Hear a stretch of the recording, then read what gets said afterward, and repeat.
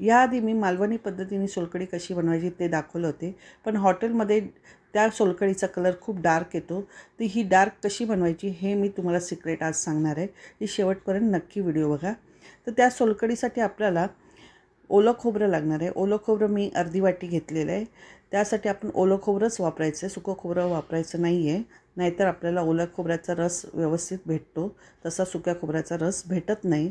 म्हणून ओलं खोबरं अर्धा वाटी घेणार आहे आणि 3-4 लसणाच्या पाकळ्या, 1 इंच आलं, हिरवी मिरची आणि जिरं घेतलं आहे 1 टीस्पून. आणि त्या सोलकढीला डार्क कलर ह्या बीटमुळे येतो, तर बीटचे मी 2 छोटे तुकडे घेतलेले आहेत.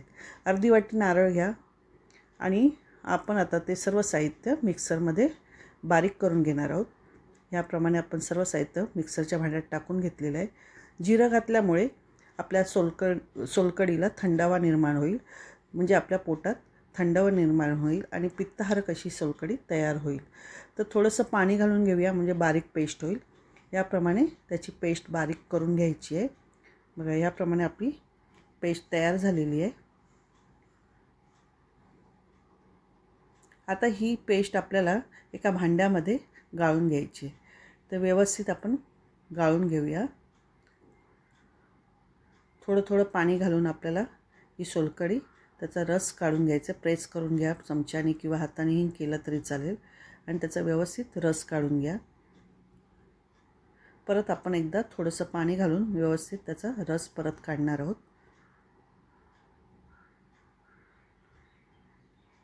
आपल्याला एवढ्या खोबऱ्यामध्ये, म्हणजे अर्धी वाटी नारळाच्या खोबऱ्यामध्ये आपल्याला 1 ते 1.5 ग्लास पाणी घालायचं आहे. थोडं थोडं पाणी घालून घ्यायचं आहे.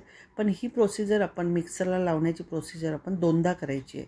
म्हणजे एकदा तर आपण केलेलीच आहे, गाळून घेतले. आता परत दुसऱ्यांदा मी मिक्सरला लावते, ते काढून घेते आणि परत मिक्सरला थोडं पाणी घालून वाटून घेणार आहे. बघा, याप्रमाणे आपण परत एकदा वाटून घेणार आहोत. आता वाटून झाल्यानंतर परत आपल्याला ते गाळून घ्यायचं आहे. अशी 2दा मी प्रोसिजर केलेली आहे. तुम्ही पण 2दा करा, म्हणजे त्याचा रस व्यवस्थित आपल्याला काढता येईल. याप्रमाणे थोडं पाणी घालून आपल्याला त्याचा रस काढून घ्यायचा आहे. याप्रमाणे आता 1.5 ग्लास मला पाणी लागलेलं आहे. 1.5 ग्लास पाण्यामध्ये आपली ही सोलकढी तयार झालेली आहे आणि तो चौथा आपल्याला उरलेला आहे तो टाकून द्यायचा आहे.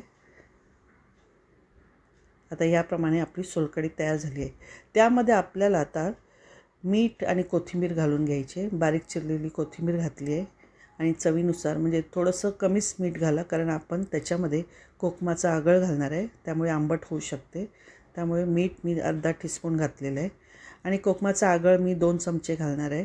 जर तुमच्याकडे कोकम आगळ नसेल तर तुम्ही कोकम 7-8 कोकम गरम पाण्यामध्ये 3-4 टेबलस्पून पाणी घ्या आणि त्याच्यात 7-8 कोकम भिजत ठेवा 10 मिनटं आणि त्याचा जो रस उरलेला असेल तो आपण त्याच्यामध्ये टाकून घेऊ शकता. तर आगळ मी 2 चमचे घातलेलं आहे आणि व्यवस्थित मिक्स केलं आहे. बघा, याप्रमाणे आपल्या सोलकढीला भडक गुलाबी असा कलर आलेला आहे. याप्रमाणेच हॉटेलसारखी ही सोलकढी तयार होते. तुम्ही नक्की करून पहा, तुम्हाला ही नक्की सोलकढी आवडेल. चविष्ट तर लागतेच. ही सोलकढी तुम्ही नॉनव्हेजच्या वेळेला जरूर करून पहा. तुम्हाला नक्कीच ही पित्तहारक अशी सोलकढी, तुम्हाला थंडावा देणारी ही सोलकढी तयार झालेली आहे. जर तुम्हाला ही माझी रेसिपी आवडली असेल तर प्लीज मला लाईक, शेअर, सबस्क्राईब करा. नमस्कार.